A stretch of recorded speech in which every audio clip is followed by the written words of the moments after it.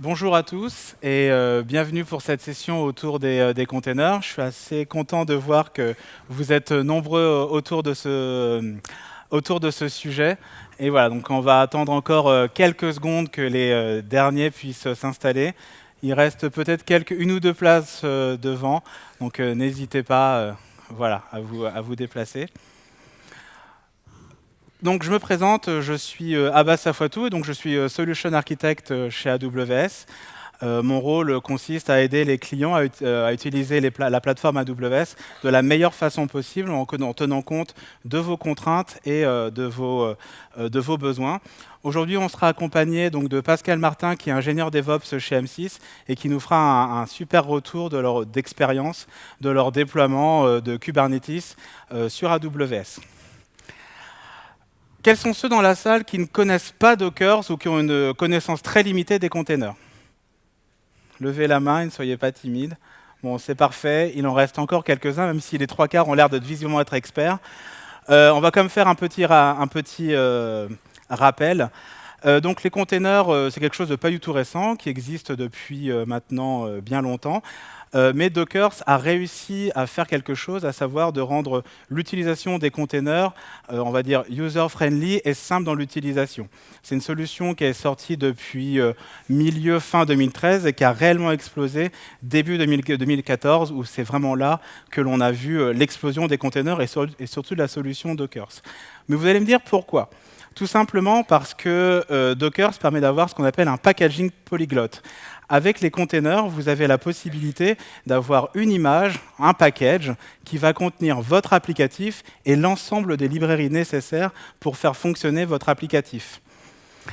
Vous allez donc avoir la possibilité d'avoir quelque chose d'extrêmement portable, puisque du coup, vous pouvez mettre un container Java à côté d'un container Node, à côté d'un container en PHP, et de pouvoir du coup déployer ce container. En effet, avec les containers, vos développeurs vont avoir la possibilité de se dire que ce qu'ils ont développé sur leur portable dans leur cadre de leur développement est exactement la même chose que ce que l'on va retrouver en production ou sur les serveurs de qualification. Et du coup, les containers vont pouvoir en fait vous permettre de casser une phrase qu'on entend souvent lorsqu'on fait du déploiement ou lorsqu'on fait de la production: sur mon poste, ça marche. Et tant pis pour ton serveur de production. Donc là, avec Docker, on a enfin la possibilité de se dire bah, ça marche sur mon poste, ça marche aussi en production. Déployer du Docker est très simple. On va avoir ce qu'on appelle un fichier de configuration, un Docker file, qui va nous donner une image et des commandes à passer.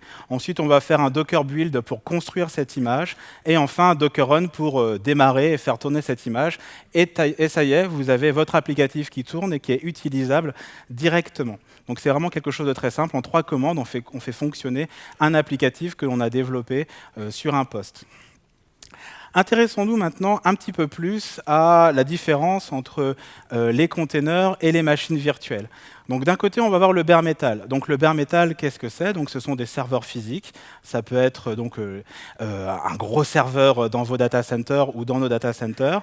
Ce serveur va donc va avoir au-dessus un système d'exploitation. Au-dessus de ce système d'exploitation, on va avoir un ensemble de librairies et là où les applications qui vont être utilisées. Donc vous allez par exemple avoir un serveur pour l'application A, un deuxième serveur pour l'application B et ainsi de suite. Ensuite, on a des machines virtuelles, donc ce qui est proposé par AWS.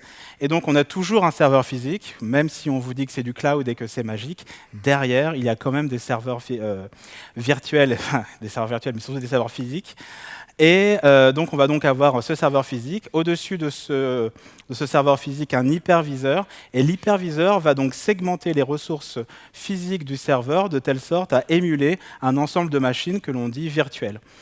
Et donc, d'ailleurs, petite parenthèse, sur AWS, on vous donne le maximum de ressources physiques du serveur. Et on ne fait pas d'over-provisioning, ce qui vous permet de vous assurer que lorsque vous utilisez une machine virtuelle sur AWS, elle correspond vraiment aux ressources physiques qui vous ont été allouées. Et on a enfin les containers. Donc, du coup, on a toujours un host physique, un système d'exploitation à l'image du bare metal, et enfin le Docker Engine, donc à savoir le démon Docker, qui va donc permettre de faire fonctionner vos différentes images.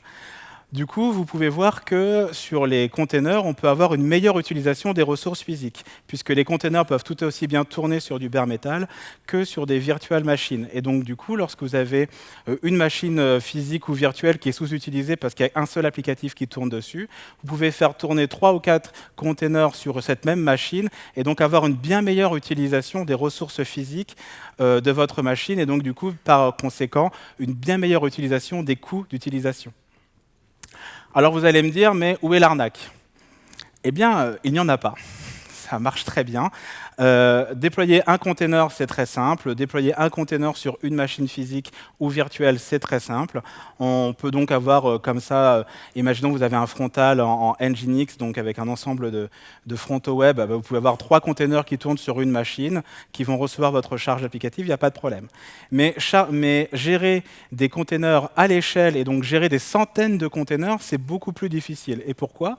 Parce que statistiquement, vous allez avoir des machines qui vont tomber. Statistiquement, vous allez avoir des containers qui auront besoin de plus de ressources. Statistiquement, vous allez avoir des containers qui vont tomber. Et dans ce cas-là, que faut-il faire? Faut-il déplacer les containers? Faut-il relancer des machines et lancer des scripts à la main? Et du coup, c'est là qu'arrivent les outils d'orchestration. Vous avez donc besoin d'outils qui peuvent vous aider à orchestrer les containers sur vos clusters et donc sur vos machines physiques ou virtuelles. Et les outils d'orchestration sont nombreux et variés. On retrouve par exemple Apache Mesos, HashiCorp Nomad, Docker Swarm, naturellement Kubernetes, dont j'imagine que vous avez sûrement déjà dû entendre parler, et aussi la solution proposée par AWS, par Amazon.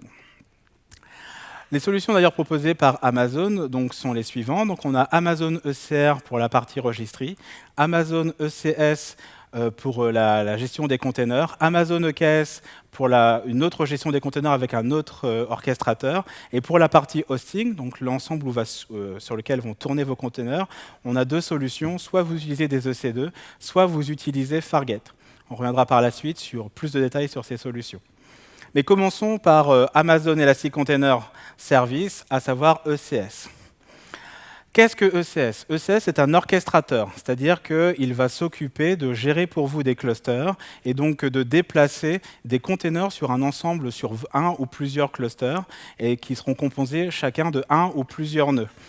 L'avantage, c'est que ECS a été pensé pour être production grade, c'est-à-dire que vraiment on peut utiliser en production ECS et véritablement avoir une performance et une sécurité accrue. Et en plus, on a une intégration avec AWS qui est très forte. En effet, ECS a été pensé dès le début pour fonctionner dans le cloud AWS et s'intégrer avec les paradigmes et les habitudes que vous avez dans le cloud AWS.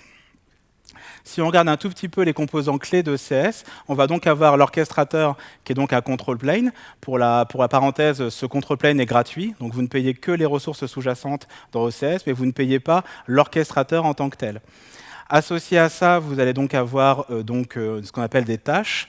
Donc dans ECS, on définit des tâches. Une tâche peut avoir un ou plusieurs containers et peut aussi avoir du volume de stockage. Et enfin, ECS est capable de gérer un ou plusieurs clusters. Vous pouvez avoir un cluster de production où toutes les tâches vont tourner dessus et un cluster de développement sur lequel toutes les tâches vont tourner dessus. Sur la partie stockage et hosting, on a Fargate, sur lequel on reviendra assez. Donc vous pouvez soit être sur des clusters composés de C2, soit sur des clusters composés de Fargate. Et pour la partie registry, vous avez donc ECR pour Elastic Container Registry, qui est l'équivalent finalement d'un Docker Hub, mais dans votre espace privé qui tourne sur S3, qui va vous permettre d'avoir un espace de stockage redondant, performant et sécurisé pour stocker vos différents containers. Si vous vous posez la question de finalement ECS, c'est la solution proposée par Amazon, et Kubernetes, c'est la solution qui peut-être a gagné le marché, finalement, vous pouvez vous dire, finalement, on va peut-être abandonner les containers sur ECS et se focaliser 100% sur ECS. Eh bien, je vous rassure tout de suite, la réponse est non. C'est vraiment une solution pérenne dans laquelle nous allons continuer d'investir et sur laquelle ECS est sorti depuis juin 2015. Et donc, c'est une solution sur laquelle on investit fortement, et ce, déjà depuis 2017. On retrouve aussi en 2018 un ensemble de fonctionnalités qui sont marquées. On voit l'évolution de la plateforme Fargate sur laquelle on va revenir, la gestion des secrets et bien d'autres choses, Service Discovery pour faciliter la gestion des microservices sur ECS. Et on continue de le faire même en 2019, puisqu'on a beaucoup de choses qui sont présentes en 2019 sur ECS. Donc si vous posez la question d'être une solution pérenne, est-ce que j'ai intérêt à investir sur ECS? La réponse est oui. Pourquoi? Parce que c'est une solution qui est très bien intégrée avec le cloud AWS et surtout qui est très simple d'utilisation. Et c'est la grande force d'ECS et c'est ce qui est reconnu par nos clients, puisque nombreux sont les clients qui utilisent ECS en production. On peut citer par exemple McDonald's, Roku, Samsung aussi, qui utilisent ECS en production pour faire tourner l'ensemble de leurs containers. Et d'ailleurs, depuis 2016, c'est l'un des services qui a eu le démarrage le plus important, et là où il y a le plus d'utilisateurs possibles. On voit que la courbe est exponentielle depuis son lancement en 2015 jusqu'à maintenant. D'ailleurs, sachez que sur ECS, il y a plus de 100 000 clusters qui ont été créés, soit des millions d'instances qui ont été lancées, soit des centaines de millions de containers qui ont été lancés, et ce, chaque semaine. Donc on est véritablement capable de gérer à l'échelle l'ensemble des containers de manière régionale pour votre compte. Donc il n'y a pas de limite d'utilisation sur ECS. Vous pouvez vraiment lancer énormément de containers via ECS et de manière très simple, que cela soit au travers de la console ou de la CLI. En termes de conformité, vous avez aussi des besoins de conformité. ECS est conforme avec les différents ISO, avec les SOC 1, 2, 3, PCI DSS, ou les normes encore américaines telles que l'IPA pour la santé. Et ECS est une solution sur laquelle nous avons un SLA à 99,99. Le point ici n'est pas de dire bravo, on a un SLA, si ça tombe, voilà, mais c'est plutôt de montrer l'engagement que nous avons dans la plateforme et le fait que nous sommes confiants dans le fait que ECS va pouvoir répondre à votre besoin et du coup, on a un SLA associé à ECS. Et notre objectif sur AWS, c'est véritablement de faire en sorte que la plateforme soit le meilleur endroit pour faire fonctionner des containers. Et du coup, on voudrait que les containers soient la plateforme primitive de calcul, c'est-à-dire que lorsque vous avez besoin de faire un déploiement sur un cloud provider, vous pensiez à déploiement sur AWS, et que faire utiliser un container soit tout aussi simple que d'utiliser une machine EC2. Et en fait, on ne parle pas d'utilisation de containers, puisque comme je vous le disais, on parlait de tâches. Donc notre objectif, c'est de faire que la tâche soit la primitive de calcul. Et nos clients sont contents de ceci. Et du coup, on a continué de développer et d'améliorer les choses pour eux en proposant des rôles IAM. Donc vous avez la possibilité de gérer les droits au niveau de vos tâches. Vous avez aussi la possibilité de gérer de l'autoscaling et donc de faire de l'autoscaling de tâches comme vous pourriez le faire avec de l'autoscaling d'instances EC2. Et vous avez aussi la possibilité de faire du load balancing, donc de la répartition de tâches. On va supporter l'ELB, le classique ELB et le Network Load Balancer sur ECS. Et on va toujours plus loin puisqu'on est aussi en mesure de mettre en place le réseau et donc de gérer les tâches comme vous gériez des instances et donc du coup de profiter de tout ce qui est Security Group, donc qui est l'équivalent d'un firewall autour de votre tâche, Network ACL pour la gestion d'ACL au niveau du réseau et ainsi de suite. Donc vous avez vraiment l'intégration forte qui est faite avec AWS. Intéressons-nous maintenant à Fargate. Comme vous avez pu le voir, Fargate, gérer des instances avec ECS, c'est super. Gérer des clusters avec ECS, c'est fantastique. Mais ça revient beaucoup à gérer des instances, ce qui fait qu'on passe du temps à gérer des instances, alors que l'objectif, c'est vraiment de se focaliser sur les containers. Avec Fargate, on peut aller beaucoup plus loin en se disant que je vais me focaliser sur la gestion de mes containers. Comment ça marche ?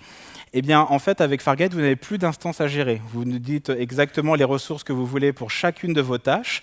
Donc, à savoir, est-ce que je veux des tâches pour... est-ce que je veux de la mémoire de la CPU pour les telles tâches et quelle quantité de mémoire et de CPU je veux. Et vous allez payer uniquement pour les ressources que vous avez définies, ce qui vous permet d'éviter l'over-provisioning. Et donc, du coup, avec Fargate, on améliore ECS en vous proposant finalement un double choix sans changer l'habitude que vous avez sur ECS. Avec Fargate, vous pouvez autant utiliser l'autoscaling, les métriques dans CloudWatch, les load balancers, les répartiteurs de charges, comme vous pourriez le faire avec ECS et les tâches, mais sur Fargate. Et Fargate finira aussi par arriver avec EKS. Ça devra arriver dans le courant de cette année. Enfin, si vous aviez une question sur finalement comment utiliser Fargate quand on a ECS, eh bien de manière très très simple, puisque du coup vous avez le choix de dire soit je l'utilise, je démarre ma tâche sous Fargate, soit je démarre ma tâche sur une instance EC2, ce qui vous permet d'avoir dans un même cluster des tâches qui vont tourner sur Fargate et d'autres qui vont tourner sur une instance EC2 pour par exemple profiter de la GPU sur ces différentes instances. Et donc, du coup, on retrouve les mêmes définitions de tâches, les mêmes schémas d'API, et donc on peut facilement migrer de Fargate à EC2 et de EC2 à Fargate. Et naturellement, on conserve le SLA de 99,99 lorsqu'on utilise Fargate. Donc on a véritablement la même capacité d'utilisation dans les deux cas. Ce qui fait que finalement, on se retrouve à la croisée des chemins, où vous avez le choix d'un côté d'utiliser ECS avec Fargate ou ECS avec EC2, et vous pouvez faire comme vous le souhaitez. Enfin, maintenant, intéressons-nous à Kubernetes et donc à EKS, ou plutôt Amazon Elastic Container Service for Kubernetes, à savoir EKS. Mais qu'est-ce que EKS ? Comme vous pouvez le voir, c'est un monde fantastique. Vous avez sûrement déjà beaucoup entendu parler. Beaucoup de nos clients utilisent Kubernetes et à raison. Parce que Kubernetes, c'est véritablement une plateforme open source. C'est d'ailleurs l'une des plateformes qui a eu le plus de contributeurs uniques. Et c'est un orchestrateur qui vous permet de gérer à l'échelle les containers. Donc on est sur un orchestrateur avec ECS, on est sur un orchestrateur avec Kubernetes. Et surtout, Kubernetes, via le kubectl, vous propose du coup une expérience applicative moderne, au sens où vous avez une primitive qui est le kubectl, qui permet de faire énormément de choses et de gérer vos containers et votre cluster sur Kubernetes. Sachez d'ailleurs que nos clients n'ont pas attendu pour utiliser que EKS sorte pour faire du Kubernetes sur AWS. Et d'ailleurs, aujourd'hui, on verra avec Pascal Martin qu'il faisait partie de ces personnes-là. Aujourd'hui, 51% des charges de travail Kubernetes dans le monde tournent sur AWS. Et du coup, on a pu, grâce à ça, avoir une énorme remontée de clients, puisque 95% de notre roadmap est faite par les remontées de nos clients. Et qu'est-ce que nous ont dit nos clients ? On viendra après sur ce qu'ils nous ont dit nos clients. Plutôt, qu'est-ce qu'ont fait nos clients ? C'est plutôt de mettre à l'état de l'art. Et donc, l'état de l'art sur Kubernetes, c'est de profiter de notre infrastructure sur plusieurs zones de disponibilité, et donc d'avoir un master donc, sur chacune des zones de disponibilité. Associé à ce master, on va voir ce qu'on appelle l'ETCD, donc qui est une base de données clé-valeur qui permet d'avoir la gestion de l'état du cluster sur Kubernetes. Et ainsi, si par exemple on perd une zone de disponibilité ou si on perd un master, on est en mesure d'utiliser les autres nœuds et donc on assure la redondance et la redondance et la fiabilité du cluster en s'appuyant sur l'infrastructure AWS. Après, derrière, on va interconnecter des workers qui vont s'interconnecter à ce master et qui sont eux aussi répartis sur plusieurs zones de disponibilité. Et que nous ont dit les clients lorsqu'ils ont fait tout cela sur AWS et en gérant eux-mêmes leurs EC2, c'est finalement gérer Kubernetes pour moi. Gérer un cluster à l'état de l'art en répartissant sur plusieurs zones de disponibilité, en répartissant un cluster sur 3 nœuds, c'est compliqué et ça demande du travail. Et ce que voulaient aussi nos clients, c'est l'intégration native avec AWS. Ils ne voulaient pas avoir à bricoler pour que cela fonctionne, ils voulaient pouvoir utiliser IAM pour le faire, le réseau AWS aussi pour le faire. Et enfin, ils veulent aussi une expérience open source, la vraie expérience de Kubernetes, et ils ne veulent pas d'un fork de Kubernetes ou d'une version AWS de Kubernetes. Et c'est pour cela que nous avons sorti EKS. Avec EKS, vous retrouvez la fonctionnalité à l'état de l'art que j'ai déjà définie. Et vous avez finalement un découpage en deux comptes. On a un compte qui est le compte AWS qui va être créé pour vous à chaque fois que vous créez un cluster sur Kubernetes. Le control plane va donc être géré sur un compte qui nous appartient, qui est managé par AWS. Et dans votre compte à vous, vous n'avez entre guillemets que à vous focaliser sur vos différents workers et donc installer les différentes instances EC2 de vos workers. Ainsi, de votre point de vue, lorsque vous lancez la commande create cluster, je crée un cluster qui va dans mon cas s'appeler mycluster.eks.amazon.com. sur lequel on va pouvoir interconnecter la commande kubectl, qui va permettre donc de monitorer et de gérer mon cluster. Et dans mon compte AWS, dans mes différentes sous-régions, je vais définir mes workers qui vont venir s'interconnecter avec mon Kubernetes. Et bien que c'est une solution qui soit sortie depuis juin 2018, on a beaucoup investi, on innove énormément au maximum de nos possibilités sur Kubernetes et notamment sur EKS. On participe à la communauté puisqu'on fait partie des gens qui contribuent à la communauté open source autour de Kubernetes et on fait en sorte de lancer un des déploiements massifs sur Kubernetes. Et ce que je vous propose, c'est du coup d'avoir un retour d'expérience de la part d'M6 sur leur déploiement justement Kubernetes sur AWS. Et je vous demande de bien vouloir applaudir Pascal Martin. Merci. Bonjour, bientôt midi. Vous mangerez bientôt, promis. Je travaille sur la plateforme Sysplay chez M6, la plateforme de VOD et de replay du groupe M6. Plein de gens regardent M6, plein de gens regardent Sysplay, on a de la charge, on a du trafic et on a des besoins d'élasticité. En 2017-2018, on a commencé à vendre notre plateforme Sysplay à l'international en marque blanche. On voit ici Sysplay en Belgique. Presque la même chose, mais des contenus différents, des utilisateurs supplémentaires. La même chose en Hongrie. La langue change. Pas mal de boulot, mine de rien, pour ça. La même chose en Croatie. Et au bout d'un moment, avec 4 pays sur la même plateforme qu'on avait précédemment, donc plus de contenu, plus d'utilisateurs, plus de trafic, plus de charges, et nos serveurs commençaient à avoir un petit peu de mal. On le voit ici, c'est un screenshot qui date un petit peu maintenant, notre hyperviseur de production, avant de commencer à basculer dans le cloud, touchait 97% certains soirs. 97%, c'est un petit peu juste, ça laisse pas beaucoup de mou, et ça permet pas d'augmenter le business. Voire même sur certaines applications, on plafonnait à 100%. Imaginez l'expérience utilisateur pendant ce temps. L'application rame, les gens s'en vont, c'est pas satisfaisant. Donc migrer vers le cloud, pourquoi migrer vers le cloud? Eh bien migrer vers le cloud parce que plus de charges, plus de clients, plus de trafic, et aussi on veut pouvoir répondre à des événements spéciaux, une émission à succès, un match de football, voire même quelque chose qui se produit dans 2 pays en même temps. Imaginez un match France-Croatie. C'est arrivé, je crois que le graphique que j'ai montré juste avant, c'était France-Croatie. Eh ben, y a des gens qui ont eu une expérience dégradée ce soir-là, c'était pas terrible. Donc on a besoin sur Sysplay de souplesse et d'élasticité, d'où le cloud. On a un trafic saisonnier, je disais pic de charge tous les soirs à 21h, c'est un petit peu avant ici. Pendant les vacances, moins de trafic. Une fois la rentrée de septembre arrivée, plus de trafic, plus de charges. Et pourtant, quand on était on-prem, on payait pour tout ce qui est blanc à l'écran. On avait des machines allumées en permanence. Ces machines suffisaient à peine le soir, et la nuit, on les payait pour rien. Alors comment déployer dans le cloud? Comment on déploie nos applications dans le cloud? On commence avec une infrastructure de base. Des couches bases, des couches communes, du réseau, de la gestion de droits. Nos ops gèrent tout ça avec Terraform, donc de l'infrastructure as code. Chez AWS, vous pourriez utiliser CloudFormation. On est parti sur Terraform qui travaille avec d'autres fournisseurs également. Ça nous permet d'avoir une infrastructure de base qui est reproductible. On crée notre infrastructure en développement, on la redéploie à l'identique en staging, on la redéploie à l'identique en production. Quand on est en production, il y a d'assez bonnes chances que ça marche, si ça a déjà marché les 2 fois précédentes. Et puis si un jour on a un nouveau client, non pas en Croatie, mais peut-être en Nouvelle-Zélande, on déploiera chez Amazon en Nouvelle-Zélande. Je ne sais pas si Amazon en Nouvelle-Zélande, il y aura peut-être d'ici là. Peut-être, bientôt. Pour nos applications, on a plein d'applications, des microservices écrits en majorité en PHP. PHP, c'est un langage qui est absolument génial pour le cloud, parce que PHP a l'habitude de mourir. Le processus PHP-FPM est fait pour mourir, au bout de 500 requêtes, il s'éteint, un autre est lancé. Ça marche nickel avec des conteneurs.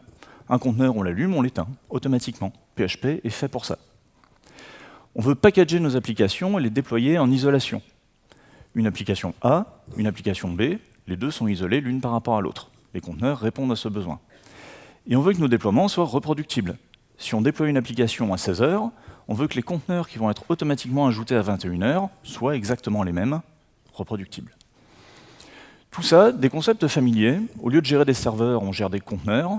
Les développeurs de nos applications font 3 clics pour déployer en production, et ça ne change quasiment rien pour eux. Aucun besoin d'adaptation de l'application. Alors des conteneurs, c'est sympa, des conteneurs en prod, c'est pas toujours aussi sympa. La première fois que j'ai essayé, on l'a pas fait en prod. On a des questions. Comment faire tourner Nginx et PHP FPM? Comment les faire communiquer l'un avec l'autre, le serveur web et l'application? Comment autoscaler PHP FPM à 20h45 quand le pic de charge commence? Automatiquement, on ne veut pas lancer des pods à la main. Et redescendre ensuite à partir de 22h.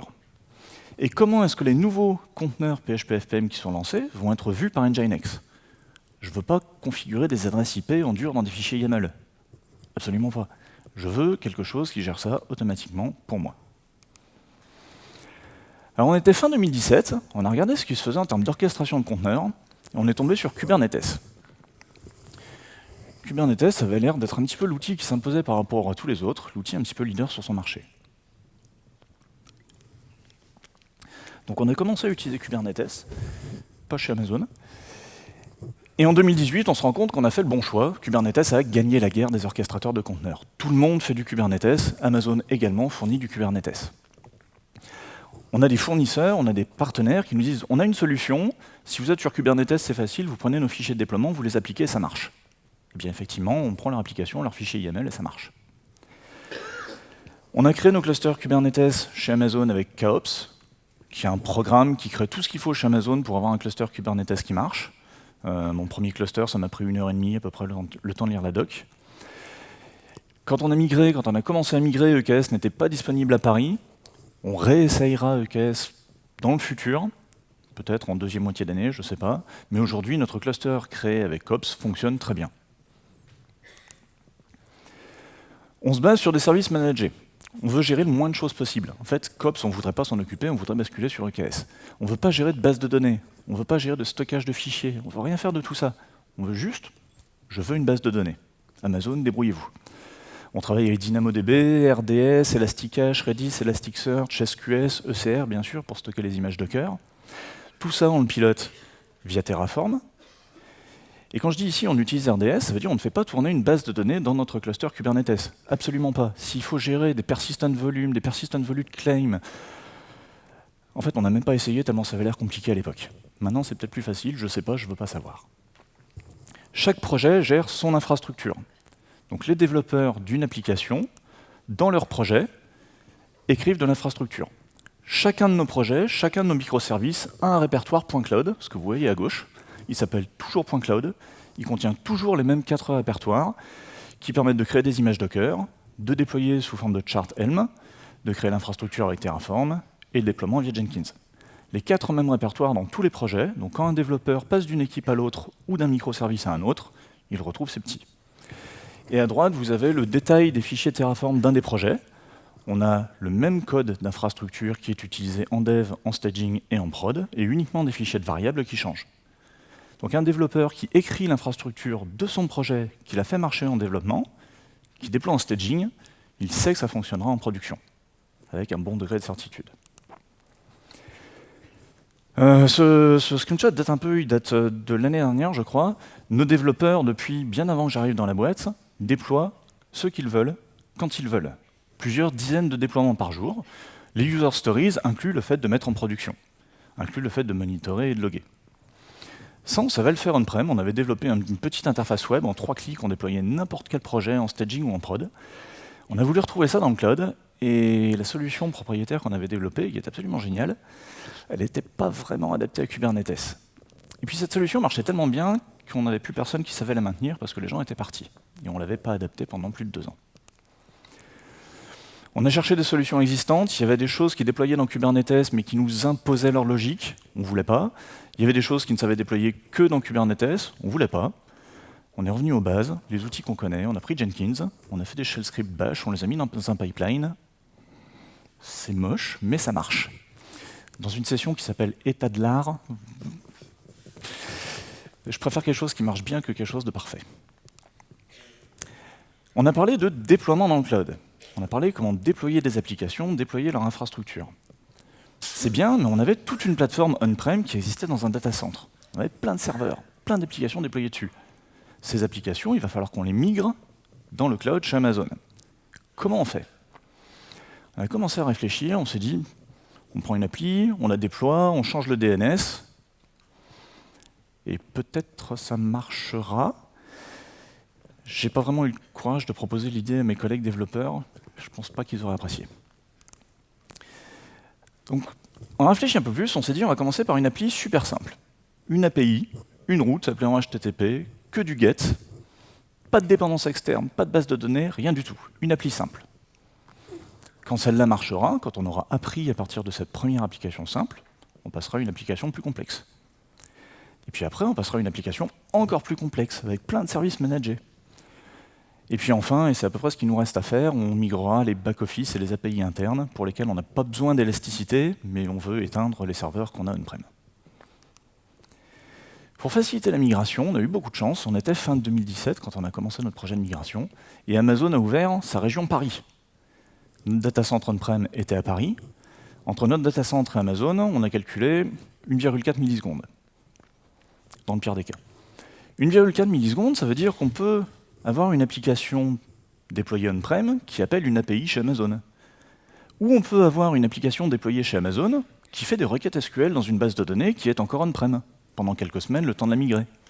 Je vous garantis, ça marche. Et ça nous a vraiment beaucoup facilité les choses. Et puis le gros de nos clients sont en France, donc à côté de Paris. Pareil, temps réseau, on y gagne. S'il fallait aller en Irlande pour chaque requête, on perdrait, je sais pas, 8 millisecondes, 10 millisecondes. Ça serait dommage en termes d'expérience utilisateur. Comment on fait pour migrer? À gauche, notre data center on-prem. Application PHP classique, Nginx, PHP, Varnish, n'importe quoi. On va déployer cette application derrière HAProxy. Donc on rajoute HAProxy qui est un load balancer. Tout le trafic passe par HAProxy. HAProxy transmet le trafic sur notre application on-prem. C'est ici qu'on fait un switch DNS. Dit le DNS pointe sur HAProxy. On déploie notre application chez Amazon. On n'envoie aucun trafic chez Amazon ni sur Kubernetes. Juste on fait quelques requêtes à la main pour vérifier que notre application marche. Notre application a l'air de marcher. Passons à l'étape suivante. Envoyons 1% du trafic. On a utilisé HAProxy, qui est un outil qu'on connaît très bien, on l'utilise depuis des années. On a réutilisé un outil qu'on connaissait. 1% du trafic sur nos API et sur nos applications sur Sysplay. Si on a des problèmes, en général, on les voit avec 1% du trafic. Si on a des erreurs, ça tombe. Et on a configuré HAProxy pour qu'en cas d'erreur sur ces 1%, on rebascule automatiquement on-prem à 100%. On peut laisser tourner comme ça pendant un moment. Quand on voit qu'on n'a pas d'erreur, on augmente le trafic, on l'augmente encore, on passe à 25, 50, 75, puis 100%. On laisse tourner comme ça pendant un jour, 2 jours, une semaine ou 2 semaines selon les applications, et on sait que notre application tient la charge en production sur AWS et Kubernetes. On n'a plus qu'à enlever tout notre stack on-prem, et on vient de migrer une application en étant sécurisé, sans panique. Il nous en reste 49 à faire comme ça, donc on fait la deuxième le lendemain, la troisième la semaine d'après, puis des fois on en fait 2 ou 3 en parallèle quand c'est des applications faciles. Et ça marche bien. Ça fait depuis à peu près cet été qu'on suit cette logique et on migre nos applications les unes après les autres.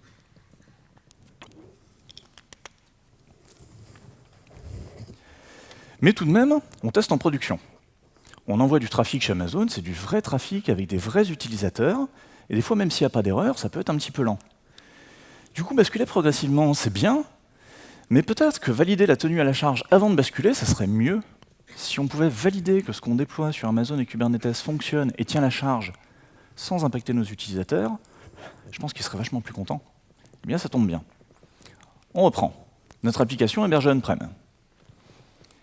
On la déploie à l'identique chez Amazon, le schéma qu'on a déjà vu précédemment. Et là, on va changer un petit peu notre approche. On va installer un outil qui s'appelle GoReplay. On va l'installer on-prem. Cet outil, Gore, il capture tout le trafic réseau qui passe. Donc il fait genre un TCP dump, il écoute tout ce qui passe. Et il le clone vers Amazon. Donc tout notre trafic de production, 100% du trafic de production, ou moins si on veut commencer avec moins, est cloné chez Amazon. Et on ignore complètement les réponses qui viennent de chez Amazon. Donc les utilisateurs sont servis par la partie de gauche, on sait qu'elle marche, elle est là depuis des années, et nous validons la partie de droite sur 100% de notre charge. Et puis si on veut s'amuser un petit peu, chez Amazon on enlève tous les caches, et on valide que ça tient vachement beaucoup de trafic. Comme ça, on sait qu'on tiendra dans 5 ans. Le but de tout ça, c'est dimensionner, fine-tuner la configuration et trouver des bons compromis. On veut un bon compromis entre répondre rapidement et dépenser une fortune. Par exemple, on va fine-tuner la quantité de CPU ou de RAM allouée à nos pods Kubernetes. On va scaler en fonction du CPU consommé par les pods Kubernetes. Ou pour certaines applications qui consomment peu de CPU, on va peut-être scaler en fonction du nombre de requêtes. Et ça marche très bien.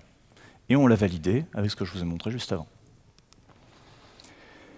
Finalement, ce qu'on veut, c'est améliorer la résilience de nos applications. On veut profiter de notre migration vers le cloud pour que nos applications soient plus solides et qu'on évite des pannes. Mais alors, qu'est-ce que ça donne? Ça, c'est le nombre de pods Kubernetes sur une de nos applications. La nuit, on a un nombre minimum de pods, ça doit être 2 ou 4 selon l'application. On veut toujours en avoir un petit peu. Et tous les soirs, on a un pic de trafic, on a plus de pods.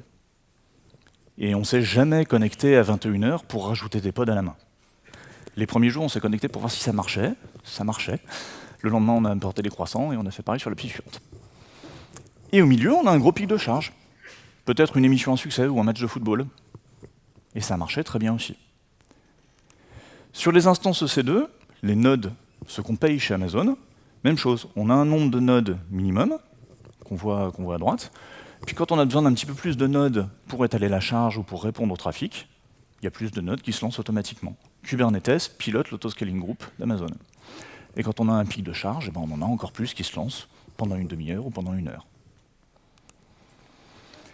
C'est notre CTO chez M6 Web qui a réalisé un jour, il postait ça sur Twitter, il fait « Ah bah c'est cool, depuis qu'on fait de l'infra as code, les développeurs, la première chose qu'ils font, c'est déployer en production. » Et effectivement, en passant dans les équipes, j'ai vu quelqu'un qui est arrivé à lundi matin, qui a déployé en production son application jeudi après-midi. Nouveau projet, nouvelle application, 3 jours et demi pour la déployer, avec uniquement une route de statut.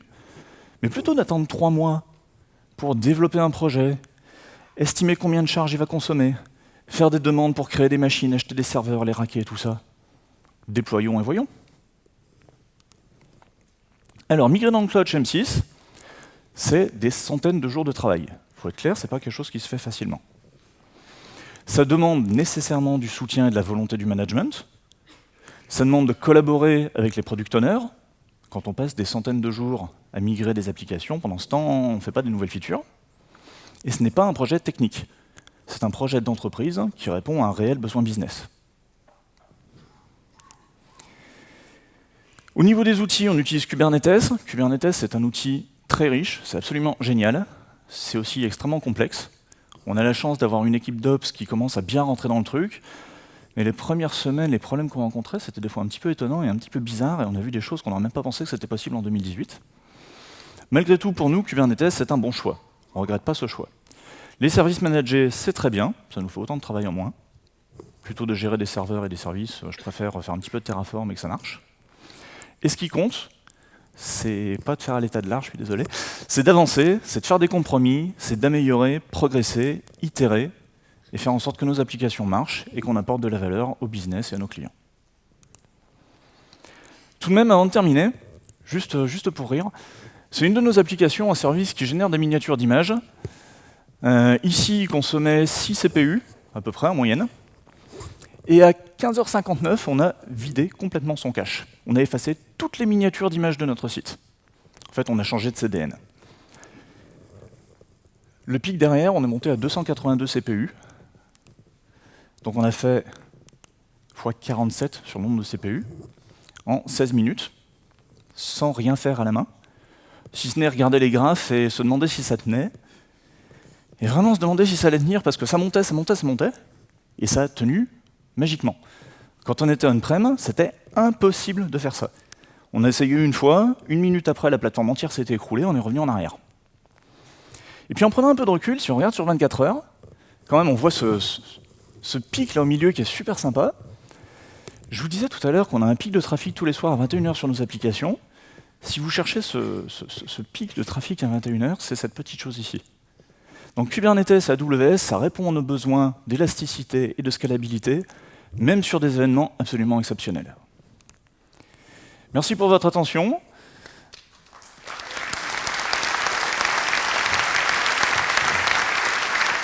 Juste avant que vous partiez, je vois que vous commencez à vous lever, je sais que vous avez faim, désolé, on va vous prendre encore 3 minutes. Si vous avez plein de questions, vous pouvez venir nous voir après la conférence. Si vous avez vraiment plein de questions, je suis en train d'écrire un livre où je raconte notre expérience, notre migration. Il y a déjà 190 pages publiées. C'est blindé de choix, de compromis, d'explications. C'est plus pourquoi on a fait ça et comment on l'a fait que des détails techniques que vous trouvez partout sur Internet. Ça s'appelle le plan Copenhague. Je vous souhaite une très bonne lecture. Et Abbas, je crois que tu veux conclure ? Tout à fait. Merci.